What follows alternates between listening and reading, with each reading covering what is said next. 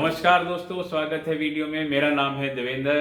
दोस्तों, एक बार फिर से कोरोना सारे संसार में अपनी दस्तक दे रहा है और इसके भय और डर से सारा संसार कांप रहा है। दोस्तों, कोविड-19 के बारे में बहुत सारी बातें हो चुकी हैं। बहुत सारे लोग, डॉक्टर, साइंटिस्ट इसके बारे में बता चुके हैं। तो इसके बारे में ज़्यादा कुछ बताने की आवश्यकता तो नहीं है, लेकिन फिर भी मैंने सोचा कि एक वीडियो में कोविड-19 और इसके बचाव के बारे में बनाऊं, ताकि लोगों को सरल भाषा में इसके बारे में पता चल सके कि किस तरह से इससे बचने के लिए कोई उपाय करना है और उन्हें किस तरह से फॉलो करना है। दोस्तों, अगर आप चैनल पर नए हैं तो इस चैनल को सब्सक्राइब कर लेना और वीडियो को आखिर तक देखना, क्योंकि ये वीडियो कोविड-19 के संदर्भ में बहुत ही ज़्यादा उपयोगी है। दोस्तों, आज मैं बात करूँगा कोविड-19 से बचने की और उससे रोकथाम की और इसके नेचर के बारे में।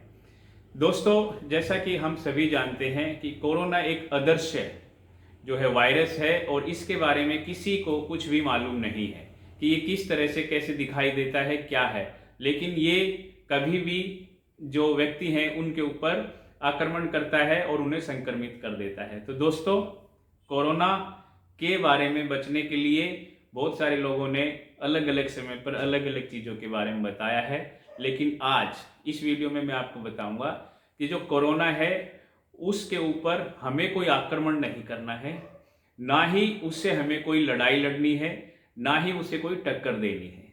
वो एक अदृश्य वायरस है, बहुत ही छोटा वायरस है और वो खुली आंखों से किसी भी दिखाई नहीं देता।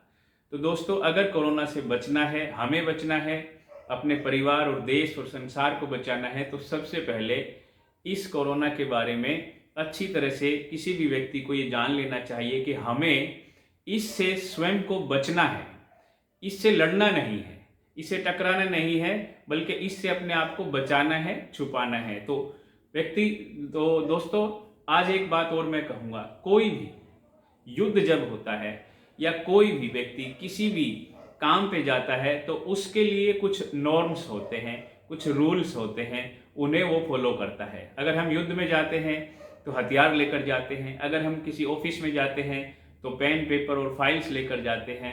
इसी तरह से हम कोई काम करते हैं तो उसके भी अलग अलग इक्विपमेंट्स होते हैं और उन सब का एक नॉर्म्स होता है। तो दोस्तों, कोरोना के भी अपने नॉर्म्स हैं, जैसे कि मास्क, सैनिटाइजर, सोशल डिस्टेंसिंग।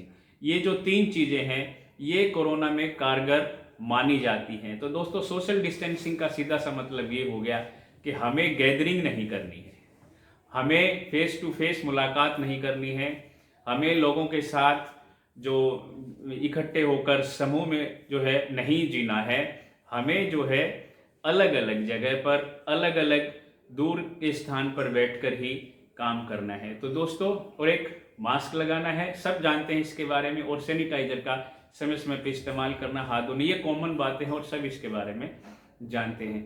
दोस्तों, असल में बात ये है कि जो कोरोना है ये सरकार के, किसी गवर्नमेंट के या किसी राजनेता के कहने से या उसके करने से नहीं जाने वाला। या फिर हम अक्सर ये सुनते हैं कि प्रधानमंत्री या कोई बड़े डॉक्टर या स्वास्थ्य मंत्री इस तरह की घोषणाएं करते हैं, प्रेस कॉन्फ्रेंस में ऐसा बोलते हैं कि हमने इतने आईसीयू बेड तैयार कर लिए, इतने पीपी किट्स बना लिए, इतने लोगों को वैक्सीन कर लिया, इतने लोगों को इतनी डोज दे दी, बहुत सारे बेड हमने तैयार किए, हॉस्पिटल्स खोले हैं। असल में दोस्तों, हेल्थ इंफ्रास्ट्रक्चर जो है वो कोरोना की रोकथाम के लिए कारगर नहीं है। हेल्थ इंफ्रास्ट्रक्चर से ऐसा नहीं है कि कोरोना हमला करना बंद कर देगा, हेल्थ अच्छे हॉस्पिटल और बेड बना लिए। ये कब काम आएंगे? जब किसी को कोरोना हो जाता है, जब कोई कोरोना से संक्रमित हो जाता है तो उसके इलाज के लिए ये चीज़ें काम आती हैं। लेकिन हमें कोरोना से संक्रमित नहीं होना है, बल्कि हमें उसके संक्रमण को रोकना है। और रोकेंगे कैसे? अपने आप को बचाकर। तो अपने आप को कैसे बचा सकते हैं? इसके लिए हमें अपना जो बिहेव है वो बदलना होगा, हमें जो रहने का तरीका है वो बदलना होगा। हमारे बिहेवियरल चेंज में, जब ये बिहेवियरल चेंज हमें करना होगा, हमारे स्वभाव में जब ये चीज़ आ जाएगी कि हमें किस तरह से रहना है, कि हमें अब गैदरिंग्स नहीं करनी है, ये हमारे स्वभाव में हमें लेकर आना है। हमें आर्टिफिशियल इंटेलिजेंस के इस्तेमाल पे ज़्यादा से ज़्यादा जोर देना है, हमें एआई का प्रयोग करना है, हमें वर्चुअल जो वर्ल्ड है उसके थ्रू ही अब अपने काम करने होंगे। जैसे कि वर्क फ्रॉम होम था, या कुछ जगह पर बड़े बड़े जो ऐप्स हैं, व्हाट्सएप है या कोई और बहुत सारे ऐप हैं, उनके जरिए जो काम होते हैं, उनके जरिए मीटिंग्स होती हैं, उनके जरिए सारा काम होता है। तो हमें टेक्नोलॉजी के सहारे अब जीवन जीना होगा और टेक्नोलॉजी पे ज़्यादा से ज़्यादा फोकस करना होगा, ना कि फेस टू फेस या ट्रैवल करके या कोई गैदरिंग करके कोई भी कार्यक्रम करना, कोई भी काम करना अभी पॉसिबल नहीं है अगले कुछ सालों में। और नहीं तो अगर हम इस चीज़ को अपने नेचर में शामिल नहीं करेंगे, अपनी आदतों में अगर कोरोना के हिसाब से हम जीना शामिल नहीं करेंगे, तो हेल्थ इंफ्रास्ट्रक्चर चाहे कितना भी मजबूत हो, कोरोना हर साल आता रहेगा, हर साल लोग संक्रमित होंगे, हर साल लोगों की मृत्यु होती रहेगी।